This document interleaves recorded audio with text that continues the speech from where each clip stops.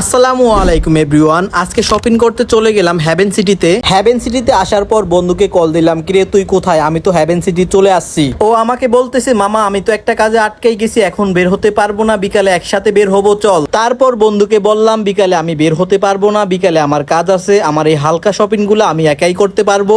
দেন অনেকগুলা সব ঘোরাঘুরি করার পর এই পোলো টি শার্টটি আমার অনেক পছন্দ হয়। এই পোলো টি শার্টের ভিতরে কালার ছিল তিনটি, black, burgundy and cream colour. আমার বার্গেন্ডি কালারটি পছন্দ হয়, বাট হালকা একটু ইস্যু থাকার কারণে বার্গেন্ডি কালারটি নিতে পারলাম না। দেন কি আর করার আছে, আমি ব্ল্যাক কালারের টি শার্টটি নিয়ে নিলাম। দেন পুরো হ্যাভেন সিটি ঘুরলাম, বাট আমার একটা শার্টও পছন্দ হচ্ছে না।